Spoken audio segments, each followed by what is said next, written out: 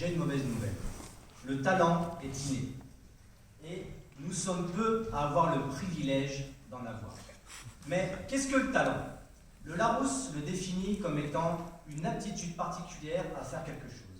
Et en même temps, il définit une aptitude comme étant une disposition naturelle ou acquise à faire quelque chose. Et toute la subtilité se trouve dans cette définition.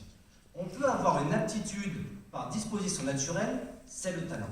Ou l'acquérir par le travail, c'est la compétence. On peut donc, et c'est une bonne nouvelle, réussir par détermination et motivation à égaler, voire dépasser le talent d'un autre. Mais lui, il sera arrivé sans effort, naturellement. Et mon exemple préféré, c'est ce jeune Gazard, dont je ne citerai pas le nom. Belle chevelure de surfeur, tchatcheur et intelligent, grand et beau gosse de surcroît, le mec débarque le matin de l'examen, nous demande nos cours qu'il n'a pas parce qu'il a fait sécher tous les amphis, révise pendant 1 heure ou 2 et se chope un 16. Alors dites-moi, est-ce de l'intelligence ou du talent?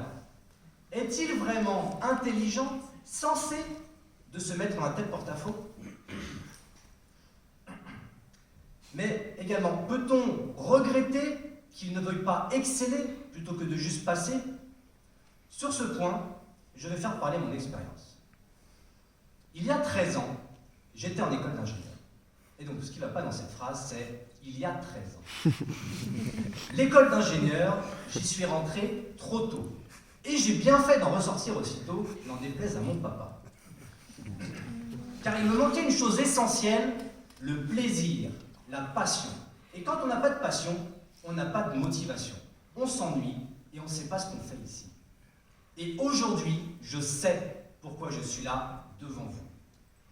32 ans, 35, diront certains. Père de 2 petits garçons, Ernest, 3 semaines, et Léon, 2 ans. Sur l'acte de naissance, profession du père, étudiant à l'ENSA. Et si je m'en sors pas trop mal dans mes études, ce n'est pas parce que j'ai du talent, mais c'est parce que j'ai maintenant la motivation qu'il me manquait. Mais pour autant, ce jeune Gazard et moi sommes tous les deux autant légitimes à être aux arts. Donc il suffit d'avoir du talent, mais autant ne pas s'en servir si notre passion est ailleurs. J'ai parlé d'une personne qui réussit par le talent, sans passion, et de moi qui réussit par la passion, sans talent. Laissez-moi vous parler maintenant d'un autre exemple où talent et passion sont réunis. J'admire ces personnes qui allient le talent pour le leadership et la passion pour le management. Pour eux, je débarquerai en Normandie sans hésiter. Car le leadership, c'est la capacité d'envoyer ces hommes au combat et qu'ils soient prêts à donner leur vie pour la fierté de leur leader. Je les ai bien ciblés. Ils sont chauves, barbus, mais surtout sanguins. Vous connaissez Philippe Etchebest, le célèbre chef cuisinier de l'émission Top Chef? Il s'appelle aussi Cédric Sareva, un de mes anciens collègues agents de maîtrise.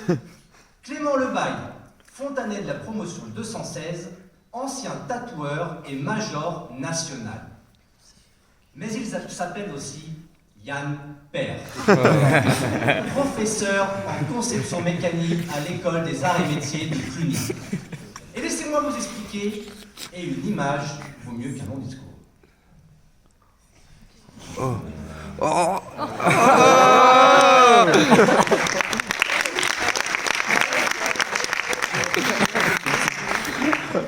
Je tiens à préciser que c'est la vraie banane de Yann Père, il a accepté de me la prêter pour l'occasion.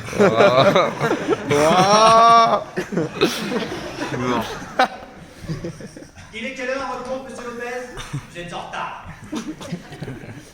Allez, on se met au boulot. Il est de combien le degré d'hypersaltine de votre solution là? Monsieur Lopez, c'est le savoir-faire de l'ingénieur à le métier, ça. Les écrous là, comment vous le mettez? On n'a pas encore inventé les écrous gonflables, monsieur Lopez. Règle numéro 1, monsieur Lopez, on réfléchit.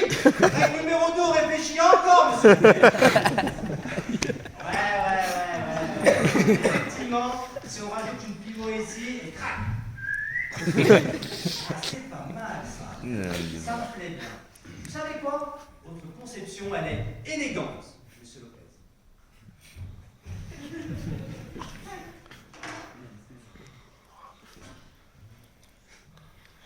Ça y est, vous vous y voyez là en Normandie. 6 juin 1944, Omaha Beach.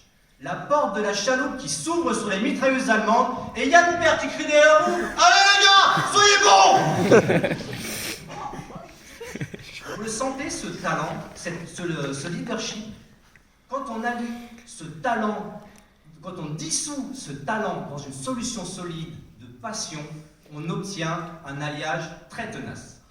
Donc comme ce talent est inné, mais qu'il n'est beau que quand il est suivi par de la passion, alors non, le talent se suffit à lui-même. Laissez à ces chanceux la liberté de s'en servir ou non à leur guise, et le cas échéant, pour notre plus grand bonheur à tous. Et je terminerai ainsi. Il ne suffit pas d'avoir du talent, il suffit d'avoir de la passion. Et la motivation fera le reste. Merci de m'avoir écouté.